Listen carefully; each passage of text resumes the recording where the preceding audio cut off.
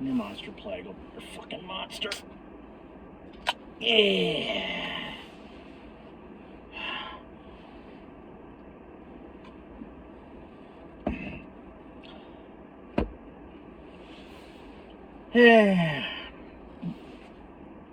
Well, shit. There you go. Fucking 49ers 42, Birds 19. Well, you know what? Congratulations to all the 49er fans out there, all the San Francisco fans. I ran my gator. I sang my little song about the 49ers. I told you all how I hate the state of California and the goddamn city of San Francisco and how I think it's a dump. You know what? I ran my gator and I was wrong. I thought the Philadelphia Eagles would, I thought the goddamn Eagles would tell the 49ers where to shove it and, this and that. And I was wrong. What I said, I was totally wrong. Completely wrong. Completely wrong. You want to crucify me? Fucking crucify me. I know that, some 49ers fan or two might go into my comments and, sit over there and be talking, I know some goddamn 49er fans might be coming into my fucking comment section, typing their shit, talking about bang bang Niner gang or whatever it is.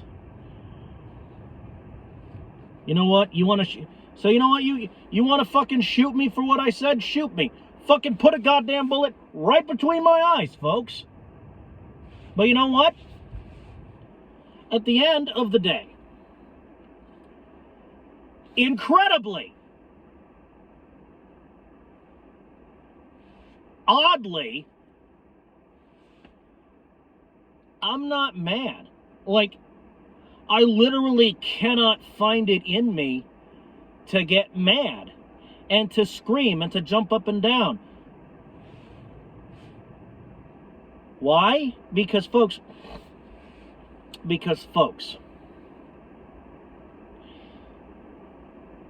this loss tonight to the 49ers, believe it or not, incredible as it may seem, we can use this.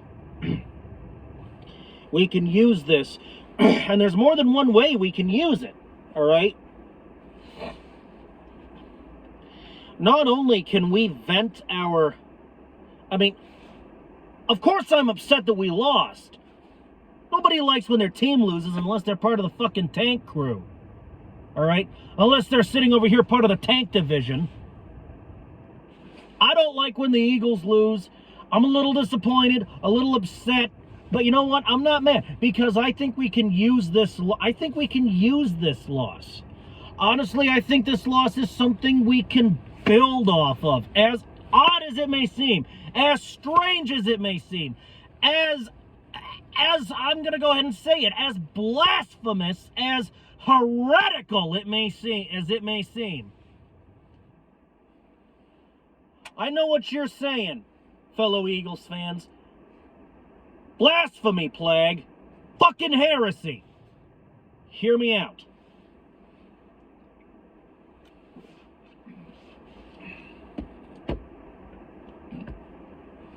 Hear me out. We can use this to... You know what?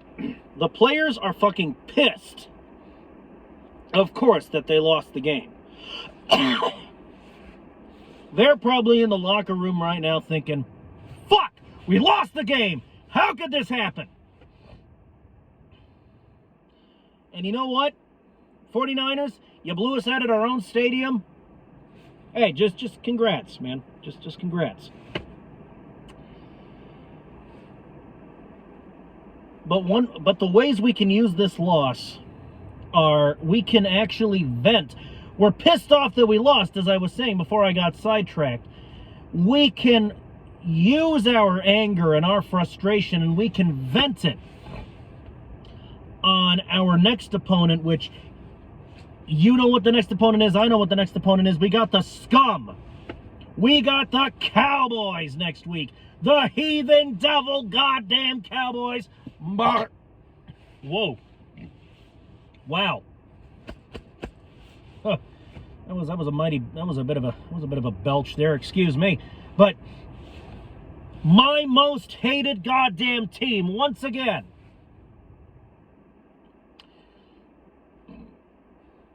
And this isn't only an opportunity to vent our anger and our frustration about this loss. All right? This is also, believe it or not, oddly, I consider this loss, this blowout, this fucking 42-19 loss. Actually, this is a learning experience, a learning exercise. Believe it or not, this is something we can build off of. Let me explain. Hear me out. We can learn from this defeat, and we can learn why it is the hell we lost. Review the tape over and over. Practice up. If you'll notice, one of the ways the 49ers were able to kick our asses was, folks, they ran the football. I don't think we did that nearly enough this game. It's great that Jalen Hurts, I was seeing a lot of completions out there. Great. He didn't throw any interceptions. Fantastic. But I don't think he ran the ball as often as he should have. I don't think he handed it off as often as he should have. Now, I'm just armchair coaching here. I'm just armchair quarterbacking. Bear in mind, I don't play for the team. I don't work for the organization. I just root for the team. I'm a fan.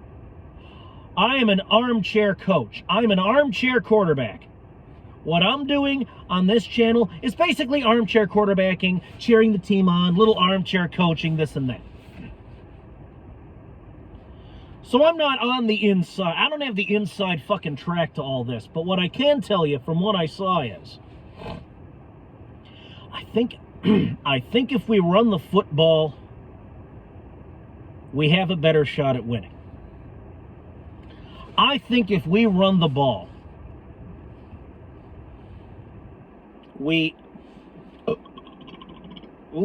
excuse me. I was watching the Eagles game with some family today, and, well, there was pizza involved. So, you know, who the fuck am I to say no to some free goddamn pizza, right? Jesus Christ. And that's what's causing the goddamn gas and the pauses, because I got some. But, fortunately, it is coming out of the attic and not the basement, so that's good. But, what I am saying is this. We gotta run the football. I have the same issue with the Philadelphia Eagles performance today over here as Copizzle has with his Giants over there. All right? You got to run the football. You can't just throw. You got to run it. And I think we got to run the football a little more. Because you notice the Niners were running the ball back and forth. So our defense was fucking gassed. They got 7 straight touchdowns on 7 drives. All right. So they had to have been doing something right. What I think they were doing right was they were running the football a lot, because that tends to tire out the enemy's defensive line faster than just throwing. Because think about it. Stop and think. If you throw the ball, if you decide to pass, the defense really only has to worry. If they don't sack the if you're a quarterback and they don't sack you, well, they got to worry about sacking you, but they really only got to worry about it. Shut up, phone. They only got to really worry about sacking you for like 5-10 seconds. Once you get the ball out, obviously you can't be sacked. You don't have the ball. So all the defense has to worry about is covering the guy to whom the football is being thrown. Cover the guy who's gonna get who is trying to catch the damn ball. Well, that's not very fatigue inducing, but what is fatigue inducing is if I decide to run the goddamn rock. We got to worry about the guy who's trying to run. I hand it off to the guy, or I decide to keep it and run it myself. You got to worry about the guy who's trying to break on through to the other side. And that's going to take way more coverage than the goddamn passing play. So I personally believe that we need to run the ball more if we want to gas the enemy defense. Because if you look, you'll notice toward the end of the game, our defense was goddamn Oh. Hi, baby. Meow. Meow. There's a cat. There's a feral cat going across the parking lot. I guess he's looking for something to eat. Maybe I should hook him up with some food. Anyway. Sorry, folks. I really, really like cats. But you know, the main bullet point of the presentation is if we run the football, we'll gas the enemy defense quicker. Because if you notice at the end of the game, our goddamn defense was fucking gassed because the Niners were running the ball. They were running all over that field like a goddamn constipated dachshund wiener dog. And we couldn't do shit to stop it. We couldn't do nothing tonight to stop the run, man. Now, I know what you're thinking. Plague. You know, if you run the ball, the enemy might stop the run. We might get stuffed, and we might not get very far. But, folks, I'm not saying... Folks, listen to me. I know that what you're saying is true, but not only do we tire out the enemy defense faster if we run the ball, but, folks, I only said we had to run the ball more. I'm not sitting over here saying we have to run the football exclusively and just not pass. You gotta pass on occasion, absolutely. All I'm saying is learn from our enemies, run the football a little bit more. We did not run the football very often today, and we suffered for it because we lost 42-19. These guys, they blew us out of their own goddamn stadium. The Link, for Christ's sake. Do you know how hard it is to blow the Eagles out at the Link?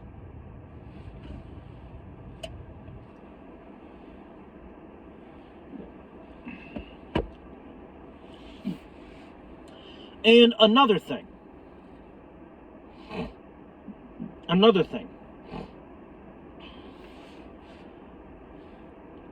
In case anybody thinks that I'm not going to bring up the scuffle that happened between that defensive player, I think his name was Greenlaw.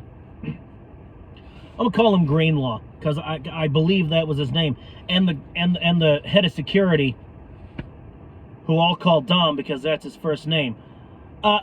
Greenlaw actually was.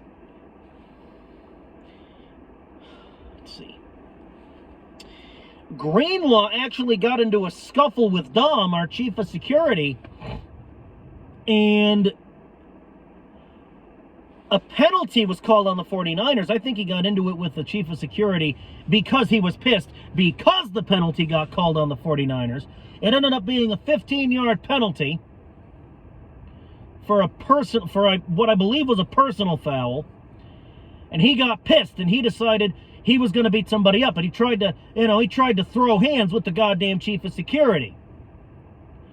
And Greenlaw was disqualified from the game. They had to throw him out of the game. They had to kick him out of the game. Now that's something I don't see very much of. And yeah, that is something to talk about because, folks, it's football. Football it can be a rage-inducing game. And that is something that I do know from personal experience. Are you kidding me? Football can be a rage-inducing game. I've gotten, I mean, my voice, when it comes to football, you know, I'm fucking animated. In the past, my voice has gone out. I've yelled and screamed and hemmed and hawed. And I'm very animated, of course, when I do these post-game videos. So of course football is a very emotion-inducing, rage-inducing game. But if you're a football player, you don't throw hands with the guys on the sidelines. You don't throw hands with anybody. I mean, Jesus Christ. Greenlaw, if you're listening to this, I don't know if you are, probably not. But if you are listening to this, we all have those feelings. But we never act on them. Jesus Christ, Greenlaw. And another thing, you know, that was fucking shameful what Greenlaw did back there. That was fucking shameful. I'm sorry. Is that the culture of the goddamn San Francisco 49ers? Come on. Come on. And people say we're nuts. People say the Eagle fan base is nuts. Jesus. Well, that kind of put a bit of a black mark on the 49er name, didn't it? Niner Nation. But I do have a question. They actually had to escort Dom off the sidelines, too. They had to kick him off the sideline. Why? I don't get it. What did Dom do? What did our chief of security do? I saw what happened, and he just took it. He didn't, I don't think he swung back. He might have dodged a little bit. But I'm confused. Why did they escort Dom from the sideline? Was it because he was involved in the scuffle? Was it simply because he was involved in the fight? Because I don't think he even made a motion to defend himself, short of maybe dodging a little bit. I could have sworn I saw his head move a little bit to his left. But when I saw that, I was thinking, Jesus Christ, is this a goddamn football game or an MMA match? You know, just in case y'all think, oh, Plague, what about the scuffle on the sideline? What's your take on that? I do have a take on that, and I just explained. And, of course, when the Plague has something to say, the Plague will goddamn say it. And I do have an opinion as it pertains to the, you know, little sideline scuffle that went on. And I think what Greenlaw did was absolute bullshit. And I wouldn't be surprised if he got fined or suspended for a few games, or both. I mean, shit, the refs kicked him out of the game. That very rarely happens. Another thing about this game, Jalen Hurts. Now, y'all remember what I said about Jalen Hurts being Iron Man? What I continue to say about Jalen Hurts being Iron Man. Listen to me, because I'm going to say it again. Jalen Hurts is Iron Man. All right? Because this man got hit on the head. The head! His head! And they had to take him in to the blue tent, and then they had to escort him to the locker room because, you know, hey, you just got hit in the head. We got to make sure you're okay. You know, you got to make sure he doesn't have a concussion. Got to make sure he's okay. He was questionable to return. But return he did. Like one play later, the backup got to run a play, and he did fine. He threw a pass, was caught. They got a first down off of it. Now, they barely got a first down, but they still got a first down. And then, you know, they're about to run another play with this guy, and then they call a late substitution. And the ref says okay, and they can, you know, they substitute and they switch. And wouldn't you know it, wouldn't you know it, Jalen fucking Hurts clears concussion protocol. They say, yes, you're okay. You can go back out there. And he goes back out there and he keeps playing. Folks, what does that tell you about the sheer resilience of Jalen Hurts? I will continue to harp on Jalen Hurts. I will continue to harp on his resilience.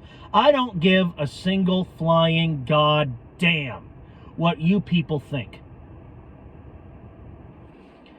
Jalen Hurts is Iron Man. This guy had to have been sent from the planet, fucking planet Krypton to conquer the Earth.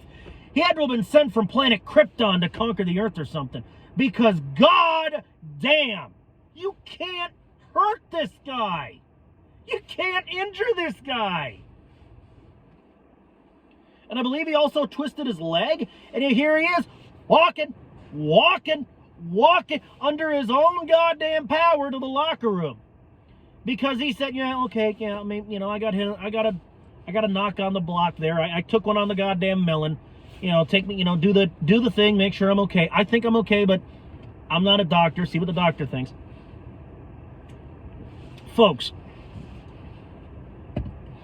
even though we lost, even though we got blown out at home, this is only our second loss of the goddamn season. We're 10-2 right now. And it's not like and it's not like the Jets loss where we lost to a team we should have beat. No, we lost to a solid organization in the 49ers. And we're still, statistically speaking, we're still statistically speaking the best team in the goddamn National Football League. We're still in the playoffs. Right. We've still secured a goddamn playoff berth. All right. So it looks like we'll have to, take it on the fucking chin and drop to, first place. La-ti fucking da. God. Oh, Plague. The only reason you're not mad is because you're high. You're fucking nuts, Plague. You're an idiot, Plague. You should be mad. You should be yelling and jumping up and down. Folks, I'll say it again. Am I upset? Yeah, I'm upset. I'm a little sad that we lost, of course. I don't like when the fucking Eagles lose because I'm not over here part of the goddamn tank division. So, you know what? Yeah, I'm upset. Yeah, I'm sad. But I'm not angry. Oh, sure, I'm animated for this post-game video, but I'm always animated for my fucking post-game videos, man. I'm always animated for my goddamn post-game videos. So, how's that any goddamn different? Besides that, look, I'll say it again, it's only our second goddamn loss. We're 10-2. We got the Scum next week. I'm confident we can beat the Scum. We beat them at the Link. I'm pretty sure we can beat them in fucking Arlington. I hope we do to the Scum what the 49ers did to us. I hope we fucking bash the goddamn Cowboys' teeth in the second Cowboys Hate Week. The second edition of Cowboys Hate Week has begun. Cowboys Hate Week is in full effect, so expect heavy anti-Cowboys rhetoric coming from me. And with that having been said, with the inauguration of the second Cowboys Hate Week of the season, I'm going to kill this video. Because believe it or not, folks, believe it or not, despite the way I'm dressed, I have a life outside the Philadelphia Eagles. Okay? So now I'm gonna live that life. I'm gonna relax, maybe put something in my stomach, fuck around, jack around on my phone, just play around on my phone, go to bed, get up the next morning, go to work, do my job, go home. Same thing I do every day, try and take over the world. So with that being said, I'm out. Cowboys Hate Week. Cowboys Hate Week 2, Electric Boogaloo, is in full effect. Good night. And fuck the Cowboys.